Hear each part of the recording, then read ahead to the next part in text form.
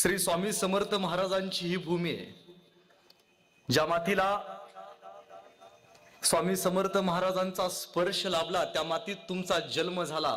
कदाचित तुमच्या इतके भाग्यवान आम्हीही नसू. त्यामुळे शेवटपर्यंत राजा शिवछत्रपती राजा संभाजी राजा मनापासून ऐका.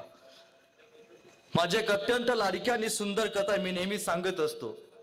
तुम्ही कधीतरी पंढरपूरला गेलात तर पंढरपूरला एक देव आहे, त्या देवाचं नाव पांडुरंग, ज्याला परमात्मा विठ्ठल असं म्हटलं जातं. त्याच विठ्ठलाचं प्रतिरूप आहे ते म्हणजे दक्षिण भारतात त्याला बालाजी असं म्हटलं जातं. खर तर बालाजी या शब्दाचा अर्थ बासुंदी, लाडू आणि जलेबी ज्याच्या घरात असतात ती सगळी लोक तिकडे जातात, कारण तो धनब्रह्म आहे आणि पंढरपूरचा विठ्ठल हा नादब्रह्म आहे. जसं पंढरपूरच्या विठ्ठलाला जात असताना आपण रामकृष्ण हरीच्या गजरात जातो, तसं त्या बालाजीला जाताना लोक म्हणतात गोविंदा गोविंदा. काय म्हणतात? गोविंदा. अक्कलकोटची लोक मुकी नाहीत ना? गोविंदा गोविंदा. मध्यंतरी ताईनो माझ्या पेपरला एक बातमी आली होती की आपल्या प्रियकराला बरं वाटावं यासाठी एक प्रियसी तिरुमला ते तिरुपती उलट चालत गेली होती. म्हणलो आपल्याला पण बरं वाटावं म्हणून आपण सवच चालत जावं म्हणून मी नीट चालत जायचं ठरवलं. सगळी लोक म्हणायची गोविंदा गोविंदा, मी म्हणायचो गोविंदा गोविंदा, सगळी लोक म्हणायची गोविंदा गोविंदा. त्यावेळी आमच्याच भागातली कोल्हापूरची एक आजीबाई आली होती. आता कोल्हापूरची आजीबाई ठसकेबाज, आम्ही सगळे लोक म्हणायचो गोविंदा गोविंदा, त्या आजीबाई म्हणायची आमचं पण तेच आहे. आम्ही सगळे लोक म्हणायचो गोविंदा गोविंदा, त्या आजीबाई म्हणायची आमचं पण तेच आहे. बराच वेळ असं झालं, कट्ट्यावरती गेलो, ताक पिलो, मावशीला म्हणलो मावशी तुझं काय चालू आहे? आम्ही सगळे म्हणतोय गोविंदा गोविंदा आणि तू म्हणते आमचं पण तेच आहे. ती म्हणली अरे लेकांनो, तुम्ही ज्यांचं नाव घेता ना ते आमच्या ह्यांचं बी नाव तेच आहे म्हणून म्हणलो आमचं बी तेच आहे. विनोदाचा भाग सोडा, पण महाराज छत्रपती शिवाजी महाराज हे नाव ऐकल्यावरती आपलं रक्त सळसळतं. धर्मवीर छत्रपती संभाजी महाराजांचं नाव ऐकल्यावरती आपल्या अंगावरती काटा येतो. छत्रपती संभाजी महाराज की हा जय आमच्या तरुण पोरांच्या मनामधून कुठून येतो. हे नाव ऐकल्यावरती आपल्या अंगावरती काटे का उभा राहतात याचा आजही अनेकांना प्रश्न पडला असेल. अशी काय जादू आहे या नावात, असं काय दिलं या माणसांनी की ज्या माणसांचं नाव ऐकल्यावरती अनेकांना लढण्याची प्रेरणा निर्माण होते. छत्रपती शिवाजी महाराजांना आपण बघितलं नाही, स्वामी समर्थ महाराजांना आपण बघितलं नाही, पण ज्या चोळप्पा महाराजांनी स्वामी समर्थांना बघितलं असेल, ज्यांनी स्वामी समर्थांचं उठणं बघितलं असेल, ज्यांनी स्वामी समर्थांचा आशीर्वाद देताना बघितला असेल, त्या माणसांचं नेमकं काय होत असेल. तसं ज्यांनी महाराजांना बघितलं असेल, ज्यांनी साक्षात संभाजी राजांना बघितलं असेल, ज्यांनी मातीसाठी बलिदान देणारा शंभू राजा बघितला असेल, त्या मावळ्यांसाठी काय होत असेल, त्या मावळ्यांचं काय होत असेल. नुसतं नाव ऐकल्यावरती आपलं रक्त सळसळतं. मग विचार करा, साक्षात ज्यांनी संभाजी राजांसोबत भाकरी खाल्ली असेल, तलवार फिरवली असेल, त्या माणसांचं काय होत असेल. उगाच महाराजांसाठी माणसे मरायला तयार नव्हती.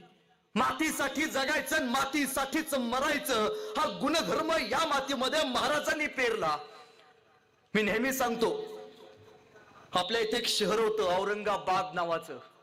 औरंगजेबाच्या नावानं वसवलेलं शहर. मध्यंतरी सरकारनं त्याचं नाव बदललं, छत्रपती संभाजीनगर केलं. पण आजही छत्रपती संभाजी महाराज की त्या शहराचं नाव संभाजीनगर ठेवलं तरी आजही लोक त्या शहराला औरंगाबाद म्हणतात. पण त्यावेळी छत्रपती संभाजी महाराज की म्हणल्यावरती जय म्हणणारी ही आमची धगधगती मनगट का शांत बसतात याचा मला कायम प्रश्न पडतो. एखाद्या राजकीय नेत्याला कुणी उलट बोललं तरी आपलं रक्त सळसळतं. बापा समान असणाऱ्या संभाजी राजांवरती आरोप केला जातो, त्यावेळी त्यांच्या नावाला विरोध केला जातो, त्यावेळी तुमच्या माझ्या अंगातलं रक्त का सळसळत नाही. मी तुमच्या भावासारखा या भावाचं एक वाक्य घेऊन जावा. मारलं ज्यांनी संभाजी महाराजांना, मारलं ज्यांनी संभाजी महाराजांना, करून अत्याचाराचा कहर त्याच औरंग्याच्या नावानं वसवलं होतं एवढं मोठं शहर. अरे सळसळू द्या रक्त तुमचं, सळसळू द्या रक्त तुमचं, दाखवा पुन्हा एकदा जिगर आणि छाती ठोकून सांगा, औरंगाबाद नाही तर छत्रपती संभाजीनगर, छत्रपती संभाजीनगर. अरे जब जब जब जब मराठे तलवार उठाएंगे तब तब भगवा भी डोलेगा. जब जब मराठे तलवार उठाएंगे तब तब भगवा भी डोलेगा. शंभू राजा का नाम सुन के हर मराठों का रक्त भी खोलेगा. याद रखना एक दिन ऐसा आएगा वो कब्र में छुपा औरंगजेब भी हर हर महादेव बोलेगा. वो कब्र में छुपा औरंगजेब भी हर हर महादेव बोलेगा. खर तर अशी काय जादा या माणसांची, असं काय दिलं महाराजांनी की आपण शिवचरित्र ऐकायला बसता. 395 वर्षापूर्वी बाहेरच्या राज्यातनं एक पोरग या महाराष्ट्रात आलं. एका शेतकऱ्याला भेटलं आणि शेतकऱ्याला म्हणालं, असा कोणी माणूस आहे, असा कोणी माणूस आहे जो लोक कल्याणकारी काम करतो. शेतकरी म्हणला, एक माणूस आहे. काय नाव त्या माणसाचं? त्या माणसाचं नाव शिवाजी राजा बर का. 12 वर्षाचं पोरग म्हणतंय, एकदा एकदा मला महाराजांना बघायचं आहे. कसा दिसतो राजा, एकदा बघायचा आहे. शेतकरी म्हणले, तुला महाराजांना बघायचं आहे? हा होय, आमचे राजे रायगडावरती राहतात. 12 वर्षाचं पोरग बाहेरच्या राज्यात आलेलं महाराजांना बघायला या डोंगरातनं त्या डोंगरात पळत पळत गेलं. पायात काटे टोचायचे, दगड टोचायचं, पण पोरग थांबायला तयार नव्हतं. का? महाराजांना एकदा बघायचं आहे. ते गेलं गेलं रायगडाच्या पायथ्याशी गेलं. त्याला भेटले महाराजांचे सेनापती, महाराजांचे पीए. सेनापतीने विचारलं, काय काम काढलास? काय नाही, राजाला बघायचं आहे. असं काय करतोस रे तू? काय नाही, उत्तम गाणं लिहितो, उत्तम कविता लिहितो. असं मग आमच्या शिवाजी राजावरती एखादं सुंदर असं गाणं लिहिलं असशील की? नाही बा म्हटला, ध्यानातच नाही राहिलं. एक काम कर, रायगडाच्या पायथ्याशी जा, 10 दिवस थांब, राजांवरती सुंदर असं गाणं लिह, मग मला भेटायला ये. पीए महाराजांचे चायपेक्षा किटली गरम. काय दावल्याशिवाय काय पासच होत नाही. ते 10 दिवस खाली गेलं, त्यानं राजांवरती सुंदर असं गाणं लिहिलं आणि ते आलं, राज तुमच्यावरती उत्तम गाणं लिहिलंय. राजांची भेट घालून दिली. 12 वर्षाच्या पोरानं तुमच्यावरती गाणं लिहिलंय. राजा म्हणलं, ऐकव, ते गाणं आयुष्यात आपण एकदा तरी ऐकलंय. अकोलकटकर ते गाणं साक्षात महाराज जिवंत असताना लिहिले. राजा म्हणले, ऐकव, आणि ते 12 वर्षाचं पोरग राजांवरती लिहिलं सुंदर असं गाणं ऐकवायला चालू झालं. माझ्या बरोबर सगळ्यांनी टाळ्या वाजवायच्या, हात वरती करा. माझ्या बरोबर वाजवायच्या. मला माहिती आहे माझ्यापेक्षा तुम्हाला आशीर्वाद जास्त आहे जवळच असल्यामुळे, पण माझ्या बरोबर वाजवायच्या. आणि ते 12 वर्षाचं पोरग म्हणते, इंद्र जबी जंब पर, बाड वसु वंब पर, रावण सर दंब पर, रघुकुल राजे, पौन बारी बाह पर, संबुरती नाह पर, जोस स बाह पर, राम द्विज राजे, दावा द्रुम धृंड पर, चित्ता मृग झुंड पर, भूषण वितृंड पर, जैसे मृग राजे, तेजतम अंश पर, कन्न जिमी कंस पर, योमलेच बंस पर, शेर शिवराज हे, शेर शिवराज हे, शेर शिवराज हे. गाणं प्रत्येकानं ऐकले. हे गाणं साक्षात महाराज जिवंत असताना लिहिले. त्या कवीच नाव कविभूषण. महाराजांनी विचारलं, कविभूषण वाह, इतकं सुंदर गाणं लिहिलात, बोला कविभूषण, तुम्हाला आम्ही काय बक्षीस देऊ? कविभूषण लगीन आहे म्हणाले. हा राज सोलापूरच्या जिल्हा मध्यवर्ती बँकेत तेवढं बघा, का पोराला कुठं चिटकावताय का बघा, नाही रक्त वेगळं होतं. कविभूषण म्हणतात, महाराज हिरे माणिक मोती यापेक्षा छत्रपती शिवाजी महाराज आणि धर्मवीर छत्रपती संभाजी महाराज ही सगळ्यात मोठी आमची कथा आहे. महाराजांनी या कलाकाराचा सत्कार कैक सोने देऊन केला. पण कधी प्रश्न पडतो, आज आपल्या पोरांचा आदर्श कोण आहे? ताईनो एखाद्या पोरला विचारलं, तुझा आदर्श कोण आहे? पोरग लगी म्हणतंय, शाहरुख खान माझा आदर्श आहे. एखाद्या पोरला विचारलं, तुझा आदर्श कोण आहे? पोरग लगी म्हणतंय, सलमान खान माझा आदर्श आहे. आज इथं अनेक मुलं बसलेत. लहान मुलांना समोर बघा, सैराट पिक्चर बघितला का? होय. आरची कुठल्या गाडीवरनं बसून येते? झिंग झिंग झुकेगा नाही. संभाजी महाराजांनी उभ्या आयुष्यात किती लढाया केल्या? 9 गुरुवारचा प्रसाद आहे सगळा. किती लढाया केल्या नाही माहित आमच्या पोरांना. जे पेरले ते उगवणार आहे. गहू पेरून कधी ज्वारी उगवलेले बघितले? जुंदळ पेरून कधी मका उगवलेले बघितले? एखाद्या पोरला विचारलं तुझा आदर्श कोण आहे, पोरगा म्हणताय शाहरुख खान. एखाद्या पोरला विचारलं तुझा आदर्श कोण आहे, पोरगा म्हणताय सलमान खान. पोरांनो, जिम मध्ये 2 तास घाम गाळणारा शाहरुख खान तुमचा आदर्श जरूर असू द्या.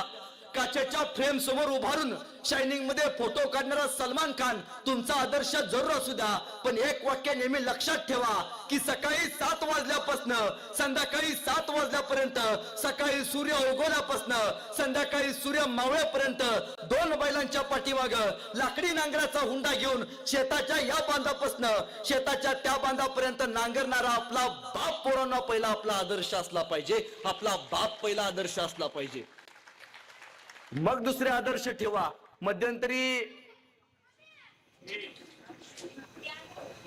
मध्यंतरी ताई पुष्पा नावाचा पिक्चर आला. चांगलं चालणारं गडी सगळं आमचं लंगडं चालायला लागलं. झुकेगा नाही साला म्हणे. एखाद्या पोरला विचारलं तुझा आदर्श कोण, तो पुष्पा मधला झुकेगा नाही साला माझा आदर्श आहे. पोरांनो, झुकेगा नाही साला म्हणणारा तो पुष्पा, तो अल्लू तुमचा आदर्श जरूर असू द्या. पण एक वाक्य नेहमी लक्षात ठेवा, चित्रपटामध्ये उभारून झुकेगा नाही साला म्हणणं फार सोपं आहे. चित्रपटामध्ये उभारून झुकेगा नाही साला म्हणणं फार सोपं आहे. पण वयाच्या 32व्या वर्षी औरंगजेबाच्या दरबारात साखर दंडात असताना सुद्धा औरंगजेबाच्या डोळ्यात डोळे घालून झुकेगा नाही साला म्हणणारा संभाजी राजा होणं फार अवघड आहे. आपल्या पोरांना पहिल्यांदा धर्मवीर संभाजी राजा शिकवा. हे ऐकायला भारी वाटतं, पण हे आलं कुठून कधी माहितीये? हे आलं मावळ्यांच्या बलिदानातून. एकदा तानाजी मालुसरे राजांना भेटायला आले. राजे, पोराचं लगीन काढले, येताल? अरे ताना, लेकाचं लगीन काढलास होय? हा होय राज, तुम्हाला हे लागते बर का. अरे पण ताना, कोंडाला घ्यायचा म्हणतोय रे. सरदेशी मागे सरला तानाजी, हातातला पत्रिका फेकला. राजा म्या जातो की. अरे पण ताना, तुझ्या रायबाच्या लग्नाचं काय? नाही राज, आधी लगीन कोंडाण्याचं मग माझ्या रायबाचं. खाली आला, हातातल्या पत्रिका फेकला, घोड्यावरती बसला, घोडा ताणला, गेला. तानाजी असा गेला. गड आला पण आमचा सिंह गेला. आमचा शिवा काशीत नाभिक समाजाचा होता. दिसायचा राजासारखा, केसाची स्टाईल राजासारखी, मिशीची स्टाईल राजासारखी, दिसायचा राजासारखा, बोलायचा राजासारखा, चालायचा राजासारखा. डोक्यात एकच, जगावं तर वाघासारखं आणि लढावं तर फक्त शिवबासारखं. त्यांना राजानं बोलवलं, शिवा ये भेटीला. शिवा गेला राजांच्या भेटीला. शिवा सिद्धी जोहरच्या भेटीला. शिवा काशीत म्हणून शिवाजी राजा म्हणून जातोस का रे? राज, काय भाग्य माझं राज. वस्तीवरची पोरं म्हणतात, हे शिवा तू राजासारखा दिसतोस. वस्तीवरची पोरं सांगतात, शिवा तू राजासारखा बोलतोस. राजे, मी राजासारखा दिसतो, राजासारखं बोलतो, आजपर्यंत ऐकत आलोय. पण राजे, आज साक्षात शिवाजी राजा व्हायला मरतय. अंगात कापडं घातली, पालखीत बसला, गेला असा गेला इतिहासात. शिवा काशीत शिवाजी राजा म्हणून अमर झाला. ऐकायला भारी वाटतं, ऐकल्यावरती अंगावरती काटा येतो. पण आजपर्यंत प्रत्येकाला नाण्याची एकच बाजू कळाली. नाण्याची दुसरी बाजू माहितीये? या मातीत एक राजा होऊन गेला. ज्या राजानं 14 वर्ष वनवास भोगला, त्या राजाचं नाव प्रभुश्री. जोरात बोलायचं, सगळे जेवलाय ना?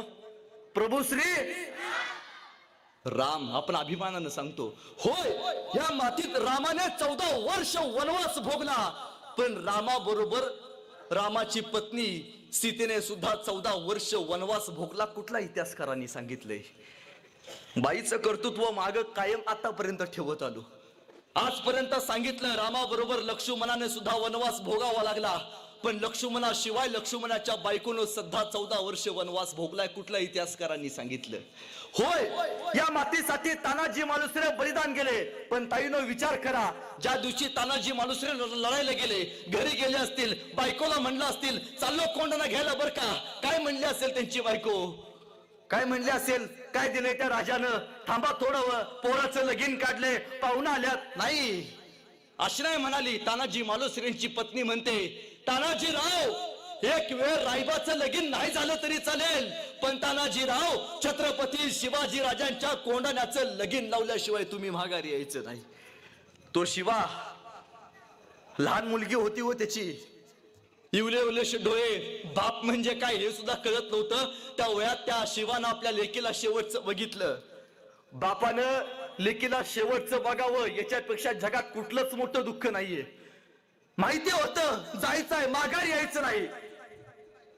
डिसेंबर मध्ये भेट झाली महाराजांची शिवाची, डिसेंबर मध्ये, आणि फेब्रुवारी मध्ये हा शिवा राजासाठी मरायला तयार झाला.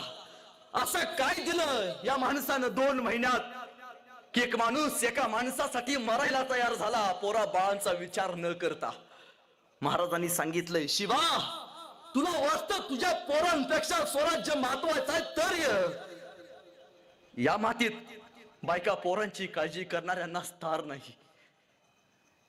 पहिला स्वराज्य, मग आपला संसार परिवार, ही रीत वात होती या मातीची. अहो नाही हो, फक्त मावळ्यांनीच नाही, महाराजांनी सुद्धा संघर्ष मोजलाय. अफजल खान आला या मातीत, काही 40,000ची फौज घेऊन मातीवरती आला. तुळजा भवानीचं मंदिर दिवसा ढवळ्या उद्ध्वस्त केलं. महाराज कुठल्या किल्ल्यावरती होती अफजल खान आला त्यावेळी? कुठल्या? प्रतापगडावरती नाही, महाराज होते राजगडावरती.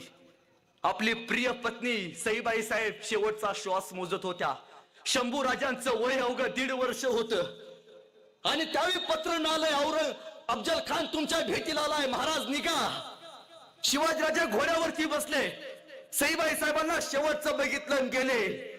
काही दिवसात सईबाई साहेबांचं राजगडावरती निधन झालं, आणि अफजल खान आलाय 1.5 वर्षाच्या पोराला मागे ठेवले. काय वाटलं असेल एका बापाला?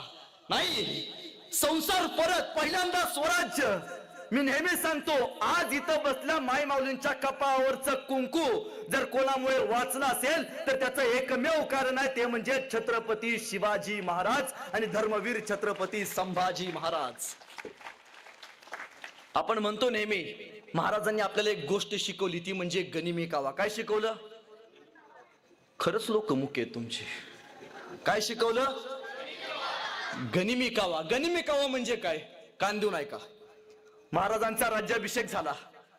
राज्याभिषेक झाल्यावरती शिवाजी महाराजांनी सरसेनापतींना बोलवलं. सरसेनापती हंबीर हंबीर खंबीर आले. हंबीर मामा, राज बोलवणं धाडल्याची. मामा जागा काढा मोक्याची, अशी जागा काढा ज्या किल्ल्यावरती बक्कळ सोनं आहे. राजे एक जागा आहे. कुठली? राज पुण्याला कधीतरी गेलात तर पुण्यापासनं श्रीगोंदा आणि तिथं बहादूरगड नावाचा गड आहे, बहादूर खानाचा गड आहे. सोनं किती आहे? महाराज बक्कळ सोनं आहे. मामा दिवस ठरवा, पण मामा लढाई अशी करायची की लढाईत एकाही मावळ्याचं रक्त सांडलं गेलं नाही पाहिजे. हंबीर मामांना प्रश्न पडला, जगात अशी लढाई कधी होते का हो ज्या लढाईत रक्त सांडलं गेलं नाही तरी ती लढाई जिंकली गेली? नाही, ती महाराजांनी करून दाखवली. मामा एक काम करा. हा बोला ना महाराज, तुम्हीच सांगा. बहादूर खानाचं सैनिक किती आहे? राज 1.5 लाखाची फौज आहे. मामा म्हणतात, राजे एक काम करूया आपण. हा बोला ना. राजे बहादूर खानाची 1.5 लाखाची फौज आहे ना, आपली किती आहे? मामा रायगडावरती फक्त 60,000ची फौज आहे. असं? महाराज तुमचे 60,000 माझे 40,000 दोन्ही एकत्र केले किती झाले? 1 लाख. महाराज सांगतात, हंबीर मामा एक काम करा, 1 लाख फौजेचे 2 तुकडी तयार करा. एक तुकडी 60,000ची, दुसरी तुकडी 40,000ची तयार करा. हा बहादूरगड 1.5 लाखाची फौज घेऊन उभारला बहादूर खान. या बहादूरगडाचा समोरचा दरवाजा पुण्याकडे येतो. या पुण्याकडे 60,000 फौज घेऊन आपलं मावळे तयार करा, आणि बहादूरगडाचा मागचा दरवाजा कुरकुंब गावामध्ये येतो. या कुरकुंब गावामध्ये 40,000 फौज घेऊन तुम्ही स्वतः उभे राहा. आणि ठरलं, हा बहादूरगड 60,000 मराठे पुण्याकडं बहादूरगडाच्या समोरच्या दरवाजानं, आणि 40,000 मराठे बहादूरगडाचा मागचा दरवाजा कुरकुंबा गावात स्वतः हंबीर मामा घेऊन उभा राहिले. सायंकाळ झाली, सकाळी 8 वाजले. मराठे घोड्यावरती बसले आणि 60,000 मराठे पुण्याकडे पळत पळत बहादूरगडाच्या जवळ आले. जितम जितम करत बहादूरखानाचं सगळे सैनिक तयार झालं. बहादूरखानाचा सरदारपद गेला. हुजूर हुजूर मराठे आ गए. काय दिवसा ही बेने दिवसा कधी येत नाहीत, रात्रीच येऊन कार्यक्रम करून जाते. दिवसा आलेत, किल्ल्यावरती 1.5 लाखाची फौज आहे. हे कमीत कमी 2 लाख असतील. या बहादूर खानानं काय केलं, किल्ल्यावरचं सगळं सैनिक तयार केलं. 60,000 मराठे पुण्याकडे पळत आले. त्याचं सैनिक तयार झालं. दोन्ही सैनिक जवळ आलं, तलवार काढला. आता युद्ध होणार. कोणीतरी म्हणालं छत्रपती शिवाजी महाराज की. तलवार काढला, वार होणार. तोपर्यंत मराठ्यांनी रिव्हर्स गिअर टाकला, भागो. मराठ्या पुढं बहादूर खान माग, मराठ्या पुढं बहादूर खान माग. मराठे काय म्हटला भेली वाटत. अरे 60,000 आहे ती. मला वाटलं 1.5 लाख असतील. हा पुण्याखंड परत आला. जितम जितम करत जसा बहादूर खान पुण्याखंड जितम जितम करत बहादूरगडाच्या जवळ आला, तसे मराठे परत मागणं पळत आले. मराठ्यांनी तलवार बाहेर काढला. दोन्ही सैनिक जवळ आलं. आता युद्ध होणार. तलवार बाहेर काढला. छत्रपती संभाजी महाराज की. आता वार होणार. तोपर्यंत मराठ्याने परत रिव्हर्स गिअर टाकला, भागो. मराठ्या पुढं बहादूर खान माग, मराठ्या पुढं बहादूर खान माग. म्हणला का लपाछपीचा डाव चालू होईल. म्हणला हितवर येतात, माघारी पळून जातात. मराठे गायब, आता यायचे नाहीत. म्हणला परत माघारी आला. जितम जितम करत जसा बहादूर खान पुण्याकडे जितम जितम करत बहादूरगडाच्या जवळ आला, तसे मराठे परत मागणं पळत आले. मराठ्यांनी तलवार बाहेर काढला. आता युद्ध होणार बर का. आता मारामारी होणार. तलवारी खाणायला लागला. कोणीतरी म्हणालं छत्रपती संभाजी महाराज की. आता वार होणार. तोपर्यंत मराठ्यांनी परत रिव्हर्स गिअर टाकला, भागो. मराठे पुण्याकडे पळ सुटले. मराठे पुढं बहादूर खान माग, मराठे पुढं बहादूर खान माग. तसा बहादूर खानाचा एक सरदार म्हणाला, हुजूर लय ताणले, आता यायच नाही, तू चुप बैठ. म्हणला बेने जातील तिथं वर ताणायची. म्हणला जसे मराठे पुण्यात पळत आले, तसे काही मराठे कात्रजच्या घाटात, काही मराठे स्वारगेटकडे आणि काही मराठे मावळकडे गेले. या बहादूर खानाला मराठे दिसायचे बंद झाले. अरे त्यांना काय माहितीये, वारा वादळ आणि मराठे उभ्या जगात आजपर्यंत कुणाच्या बापाला सापडले.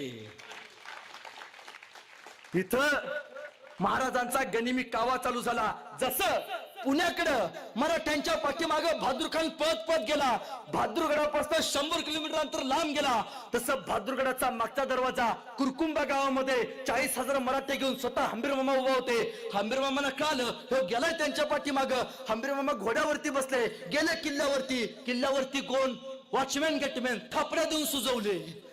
सगळं सोनं घेतलं. हंबीर मामा गायब. आणि हाला पुण्याखंड जितम जितम करत. हा जसा पुण्याखंड जितम जितम करत बहादूरगडाच्या जवळ आला, त्या बेनाला फक्त धुर दिसायला लागला. त्याचा एक सरदार आला. अरे क्या हो गया, चांगला सुजला होता त्याला.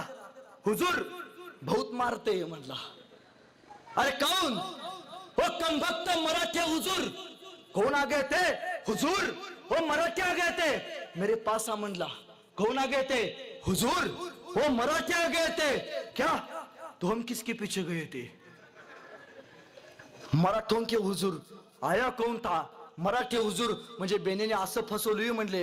60,000 मराठे आम्हाला पुढनं पळवत घेऊन गेले. 40,000 मराठे मागणं आले. किल्ल्यावरचं सगळं सोनं लुटून गेले. जगाच्या पाठीवरती पहिली लढाई अशी झाली, ज्या लढाईत रक्त सांडलं गेलं नाही, तरी ती महाराजांनी जिंकून दाखवली. याला शिवरायांचा गनिमी कावा म्हणतात.